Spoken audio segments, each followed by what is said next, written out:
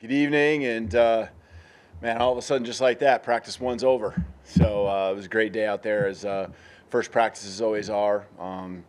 Full of energy, full of excitement.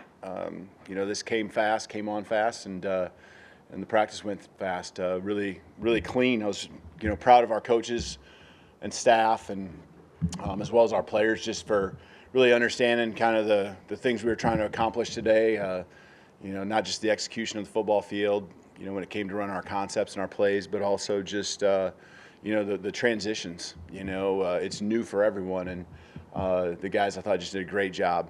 You can see the want to, the desire, is there through the effort that they gave, and just really, really, I really thought it came together in a nice way. They protected each other, which is a big thing when it comes to our practice habits, and we want to be healthy and be able to improve every play, and you got to be able to. The only way to prove is by being out there. So, I think that's one of the key things in doing what we're doing all spring long is just being really intentional in what we're doing, whether it's building relationships or how we practice, creating those habits that are what we call championship habits, and I think they did a really nice job with that today. So, I'll open up for questions. Coach, starting your left from Chase. Yep. Coach, the NCAA the rules committee is going to be instituting this helmet communication between coaches and players apparently this fall. Just a two-part question about that. One, just your general thoughts on what kind of a game changer that might be. And two, is that something that you could test out this spring just to give quarterbacks an early feel for it? Mm-hmm. Yeah, we were doing it today. So we had it out there, and I didn't. We had, with supply and demand across the country, we aren't able to have as many as what the max would be, but we had a couple quarterbacks, and with that in, and I haven't heard any feedback yet. I think early on it was a couple times it was maybe a little hard to hear one way or another. I don't think it was because it was too soft. I think it was actually because it was too loud. But I'm sure that will get tested in our stadium at some point. But I think there's a lot of reasons for it. That I know can be positive. I don't know if it answers all the concerns that you might have when it comes to, I think, some of the things people will say it automatically fixes, and maybe sign stealing and things like that. So, because I think there's other ways where it could go the other way. With being intentional and trying to get a call and being able to echo it through your defensive headset, and it could go on and on with that. But it was good. I think. The quarterback's just getting used to it. I saw them a couple of times, putting their hand up to their helmet, just listening. But for the most part, it seemed pretty clean. We'll go in the middle with Michael Casagrande.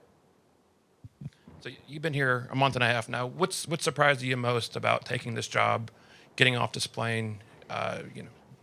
What did you not expect when you got here? Well, I don't know if it's not that I didn't expect it. The thing I want to give our guys props for is just how open they've been to everything that we've asked them to do. So it doesn't surprise me. They've embraced, all the little differences and nuances that different personalities bring, just different ideas that we have, and it's just been really smooth. And it's a huge credit to our guys, and I think our staff's done a really good job of being aligned and on the same page and being organized to where it's very clear, concise, and the expectations are something that the guys can easily understand. We're on the right with Charlie.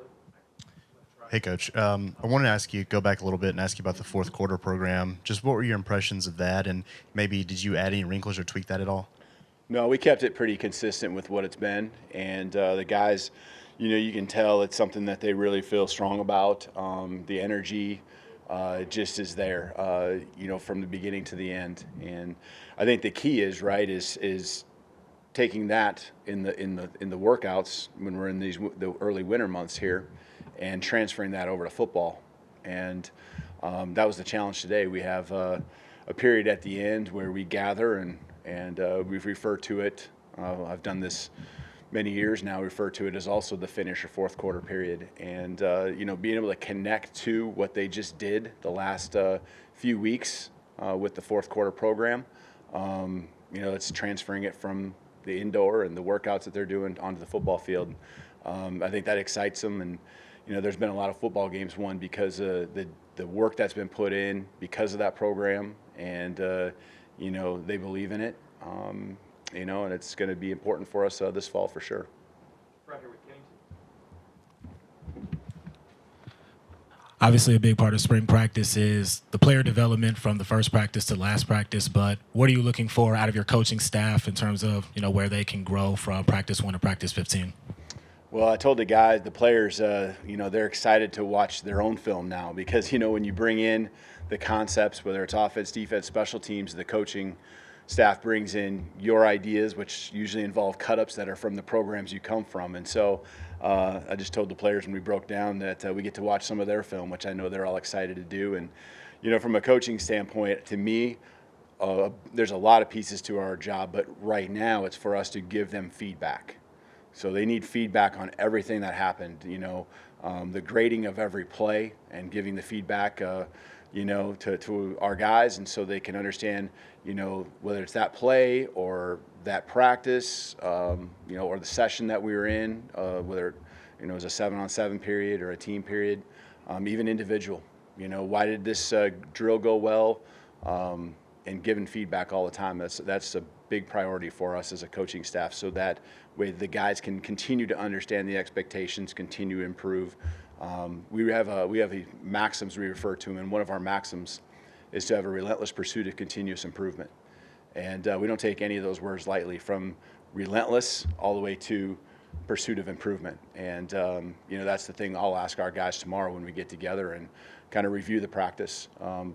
Was that the mindset, and was that clear from the beginning to the end? Oh, stay on the right with Nick.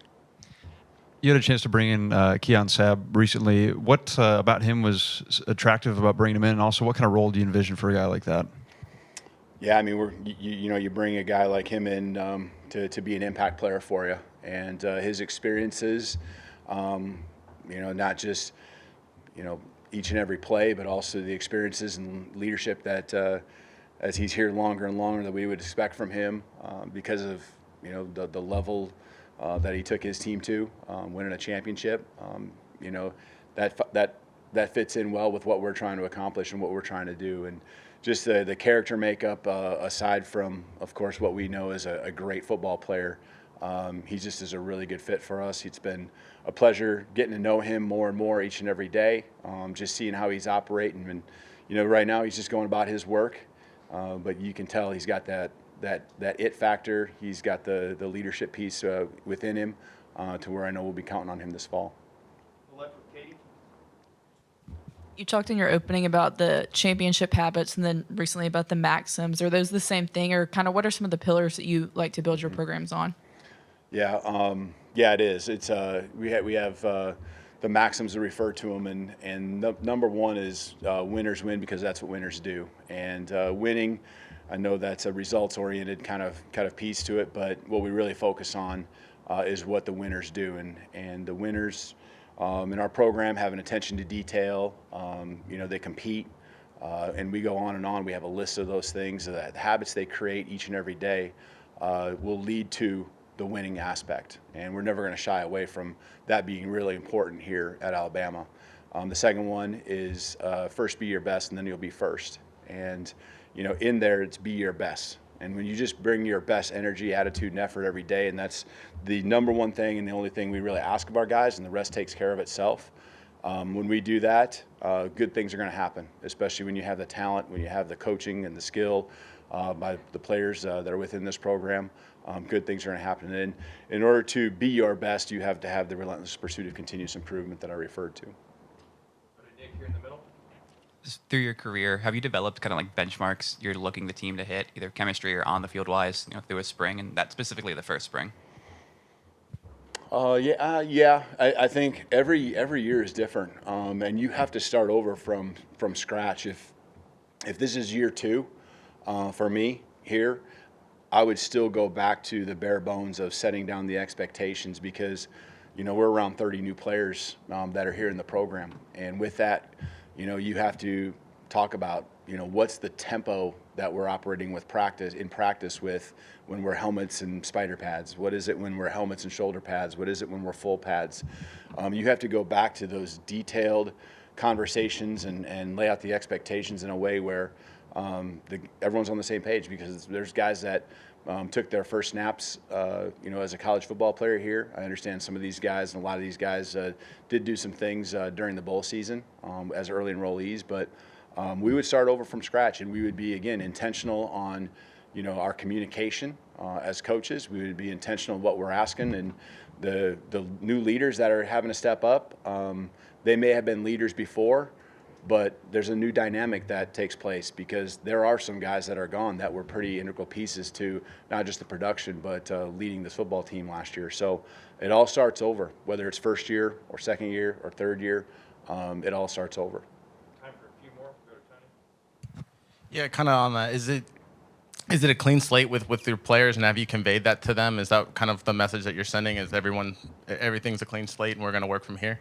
Yeah, I don't know if I've really said it in those terms, but the others, I mean, you're gathering information every day, right? I'm getting to know them. They're getting to know myself and the staff. And so, those first impressions, I know were important for those guys as they're out there today competing and going making plays. And, the intensity was high, and I would expect it to be that as they, like you said, have kind of a new slate, and everyone's starting from the same point.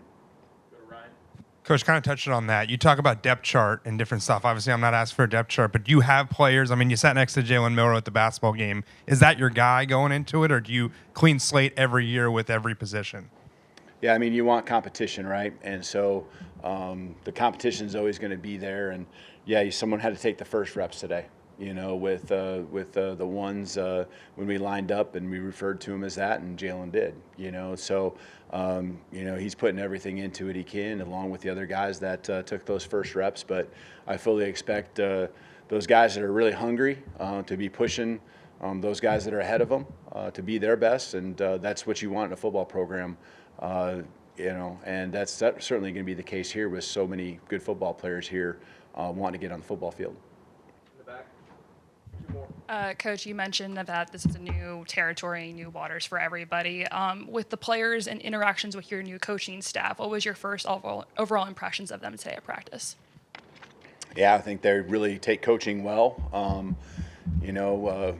We have specific jobs that we call them, or descriptions of what the coach's jobs and players' job are, and we're very, again, intentional. I've said that word a lot, but we talk about the coach's jobs being to teach, critique, and demand, and we really talk about the critique part and the demanding part, and so when we're pushing a guy and we're asking more out of him, when we're coaching him up, that's a good thing, because that means we care and we see that potential in them, and that's our job. So I think the guys just really see that and could feel it today. And from a player standpoint, it's to continue to grind and continue to refine what they do and compete each and every play.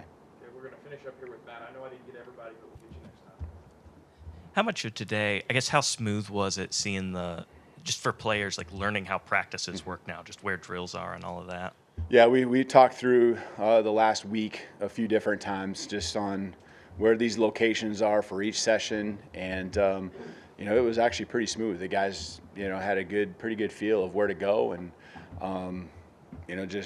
really what it allows you to do is then have the expectation of hustling and having a bounce in your step, and the energy never fell off the entire length of practice. So I think when it comes to execution, as far as just how smooth things were, I think practice one is pretty easy. It's your base stuff on each side of the ball. I think where it will get hard is when we get into each continual install, practice two, but then especially practice 3 and 4 and 5, as we continue to put more in offensively or defensively, and then the other side of the ball is actually putting something in as well. And that's when it becomes something where not just what you have to do, but also what you're going against across from you. So, today was great. I thought it was smooth from transitions to just how hard we competed, and guys stayed up, and again, that helps with our health. And I thought the execution actually was pretty good. It's going to be a give and take. That's what you want from the head coach's standpoint. The offensive guys, of course, want to dominate, and the defensive guys want to dominate each and every play. But from my standpoint, I want to see that good give and take, and that was certainly the case today. All right, Coach. Thank you. All right, thank you. Roll Tide.